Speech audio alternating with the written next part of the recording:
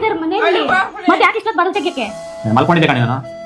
ಹೌದು ನಿನ್ ತಮ್ಮ ಒಂದ್ ತಿಂಗಳು ಆದ್ಮೇಲೆ ಕಳಿಸ್ತೀನಿ ಅಂತ ಇವಾಗ ಬಂದ್ಬಿಟ್ಟಿದೇನೋ. ಸೆಟ್ ಆಗಲ್ಲ ಹೋಗ್ರಿ. ಅರ್ಥನೇ ಆಗಿಲ್ಲ ನನ್ಗೆ. ಹೋಗಿದ ತಕ್ಷಣ ನಮ್ಮ ಅಮ್ಮನ ಹತ್ರ ಜಗಳ ಮಾಡಿದೆ, ಸ್ಯಾಟಿಸ್ಫ್ಯಾಕ್ಷನ್ ಬರ್ಲಿಲ್ಲ. ನಮ್ಮ ಅಪ್ಪನ ಹತ್ರನೂ ಜಗಳ ಮಾಡಿದೆ, ಸ್ಯಾಟಿಸ್ಫ್ಯಾಕ್ಷನ್ ಬರ್ಲಿಲ್ಲ. ನಮ್ಮ ತಮ್ಮ ನಾವು ನಾವೇ ಮಾಡ್ಕೊಂಡಿದ್ದೀವಿ, ಆದ್ರೂ ಸ್ಯಾಟಿಸ್ಫ್ಯಾಕ್ಷನ್ ಬರ್ಲಿಲ್ಲ ನಮ್ಗೆ. ನಿಮ್ಮ ಹತ್ರ ಜಗಳ ಮಾಡಿದಷ್ಟು ಸ್ಯಾಟಿಸ್ಫ್ಯಾಕ್ಷನ್ ಯಾರ ಹತ್ರನೂ ಬರಲ್ಲ. ಆದ್ರೂ ಒಂದ್ ತಿಂಗಳು ಅಂತ ಇದೆಯಾ? ನಾನು ಇಲ್ದೇ ಇರೋವಾಗ ಯಾರಿಗಾದ್ರೂ ಅಪಾಯಿಂಟ್ಮೆಂಟ್ ಕೊಡ್ಬೇಕು ಅಂದ್ಕೊಂಡಿದ್ದೀನೋ. ನನಗೆ ಗೊತ್ತು ಏನೋ ಒಂದು ಕಾರಣ ಇಟ್ಕೊಂಡು ನಾನು ಜಗಳ ಮಾಡ್ಬೇಕಂತ ನೀನು ಬಂದಿದ್ಯಾ? ನಾನು ಹೊಡೆದು ಹೇಳ್ತೀನಿ. ಒಂದು ಪಾಯಿಂಟ್ ಇದ್ರೆ ಅವ್ರು ಕೇಳೋ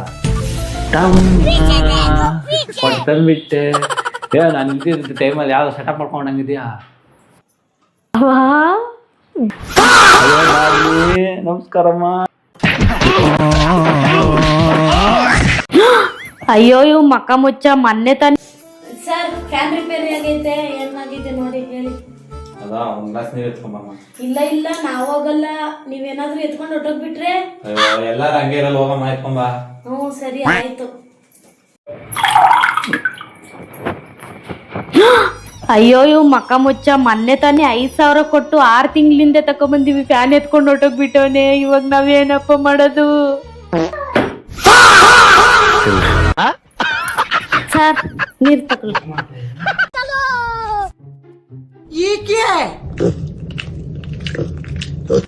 रुको जरा.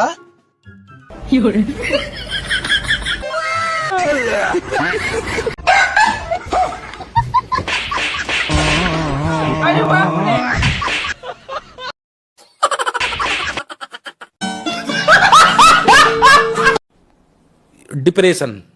ಹಲೋ ಹೇಳೆ. ಶಾಪಿಂಗಾ? ಇಲ್ಲ ನಾನು ಬರಲ್ಲ ಕಣೆ. ನಮ್ಮ ಯಜಮಾನ್ರು ಮನೇಲಿ ಒಬ್ರೇ ಇದಾರೆ, ಅವ್ರಿಗೆ ಅಡ್ಗೆ ಮಾಡಿ ಇಕ್ಕೋರಿಲ್ಲ. ಮತ್ತೆ ಒಬ್ರೇ ಇರ್ಬೇಕಾದೈತೆ ಪಾಪ, ಅವ್ರಿಗೆ ಬೇಜಾರಾಯ್ತದಲ್ಲ. ಅಯ್ಯೋ ನನ್ನ ಹೆಂಡತಿಗೆ ನನ್ನ ಮೇಲೆ ಎಷ್ಟೊಂದು ಆಸೆನೋ. ಅವ್ನ್ ಬಿಟ್ಟು ಬರಕ್ ನನ್ಗೆ ಬೇಜಾರಾಗುತ್ತೆ ಕಣೆ. ಅವ್ರೊಬ್ರೇ ಇರ್ತಾರೆ, ಅವ್ರನ್ನ ಬಿಟ್ಟು ಬರಕ್ ಮನ್ಸಿಲ್ಲ ನನ್ಗೆ. ಅಯ್ಯೋ ನನ್ನ ಮೇಲೆ ಎಷ್ಟೊಂದು ಆಸೆ ಇಟ್ಕೊಂಡಿದ್ಯಾ. ನನ್ಗೆ ನಾನೇನು ಫೀಲ್ ಆಗಲ್ಲ, ಹೋಗ್ಬಿಟ್ ಬಾ ಹೋಗೆ. ಬೇಡ ಬಿಡ್ರಿ. ಅಯ್ಯೋ ನನ್ಗೇನು ಫೀಲ್ ಆಗಲ್ಲ, ನೀನು ಹೋಗ್ಬಿಟ್ ಬಾ ಹೋಗು. ಹೌದಾ ಸರಿ ಬಾಯ್.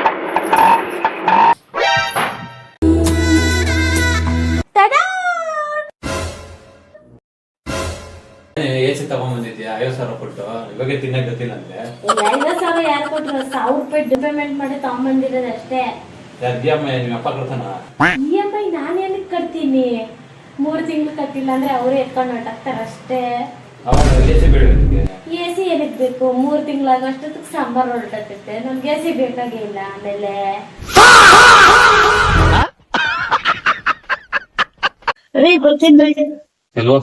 ನಮ್ಮ ಅಣ್ಣ ಆಸ್ತಿ ಮಾಡ್ತಾ ಇದಾರಂತೆ, ಹೋಗಿ ಸೈನ್ ಹಾಕ್ಬಿಟ್ಟು ಕಾಸಿಸ್ಕೊಂಡ್ ಬರ್ತೀನಿ. ಸೈನ್ ಆಗ್ಬಿಟ್ಟು ಕಾಸೆ ಇಸ್ಕೊಂಡ್ಬಿಡ ಆಯ್ತಾ? ಯಾಕೆ? ನಿಮ್ಗೆ ಮದ್ವೆ ಮಾಡ್ಕೊಟ್ಟಿದಾರ ನಮ್ಮ ಅಣ್ಣ ಓದಿಸಿದಾರ. ಅಣ್ಣನೇ ಹಂಗಾದ್ರೆ ಅವರೇ ಅಷ್ಟೊಂದು ಕಷ್ಟದಲ್ಲಿದ್ದಾರೆ. ನೀನೋಗಿ ಪಾಲ್ಗೇಳಿದ್ರೆ ಸರಿನಾ? ಇದು ಹಂಗೂ ನಿಂಗೆ ಸರಿ ಅನ್ಸಿದ್ರೆ ನಿಮ್ಮ ಅಪ್ಪ ಅಮ್ಮ ಮಾಡಿದ ಸಾಲದಲ್ಲಿ ನೀನು ಪಾಲ್ಗೇಳ್ಬೇಕಾಯ್ತು. ಅಲ್ವಾ? ಕಷ್ಟದಲ್ಲಿರೋ ಜನಕ್ಕೆ ಸಹಾಯ ಮಾಡಿದ್ರೆ ಪುಣ್ಯ ಬರುತ್ತೋ? ಅಷ್ಟೇ ಕಷ್ಟದಲ್ಲಿರೋ ಜನಕ್ಕೆ ಕಷ್ಟ ಕೊಟ್ರೆ ಅಷ್ಟೇ ಕಷ್ಟ ಪಾಪ ಬರುತ್ತೆ ನಮ್ಗೆ. ಓಕೆನಾ? ಆಯ್ತು ರೀ, ಸೈನ್ ಹಾಕ್ಬಿಟ್ಟು ಹಾಕ್ತೀನಿ, ಕಾಸೇನ್ ಕೇಳಲ್ಲ. ಆಯ್ತಾಯ್ತು. ಬನ್ರಿ ಅಣ್ಣ, ಚೆನ್ನಾಗಿದ್ದೀರಾ? ನಮ್ಮ ಮನೇಲಿ ನಿಮ್ದೇಗೆ ಬಿಡ್ತೀರಾ ನೀವು? ತೆತ್ತಿದ್ರೆ ಸಾಕು, ತವ್ರ ಮನೆ ತೋಡ್ ಬರ್ತೀರಾ.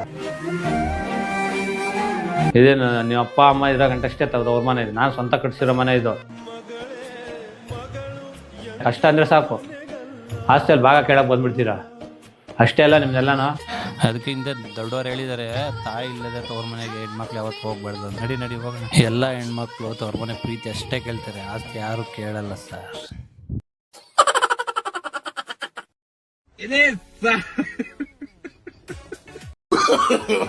No, no, no, no.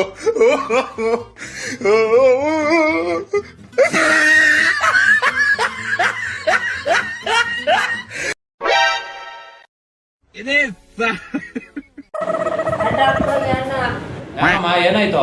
ನನ್ ರೊಕ್ಕ ತಕೊಂಡು ನನ್ಗೆ ಇಲ್ಲ ಅಂತ ನಾವು ಡಿಪ್ರೆಷನ್. ಅಮ್ಮ ಬಾಬಾ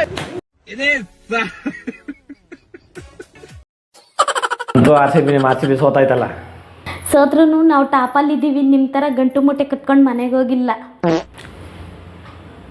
ನೋಡ್ತೀರಾ ಈ ಸಲಿನೂ ಕಪ್ ನಮ್ದೇ, ನಮ್ಮ RCB ಇದೆ. ತಲೆನೇ ಕೆಡ್ಸ್ಕೊಳಲ್ಲ, ನಮ್ಮ ಹತ್ರ 5 ಕಪ್ ಇದಾವೆ ಆಲ್ರೆಡಿ. ನಿಯತ್ತಾಗಿ ಆಡಿದ್ದೀರಾ ಅಂತ ನಮಗೂ ಗೊತ್ತು ಬಿಡ್ರಿ. ಫಿಕ್ಸ್ ಮಾಡ್ಕೊಂಡು ಮಾಡಿದ್ದೀರಾ ಏನೋ ಯಾರಿಗ್ ಗೊತ್ತು.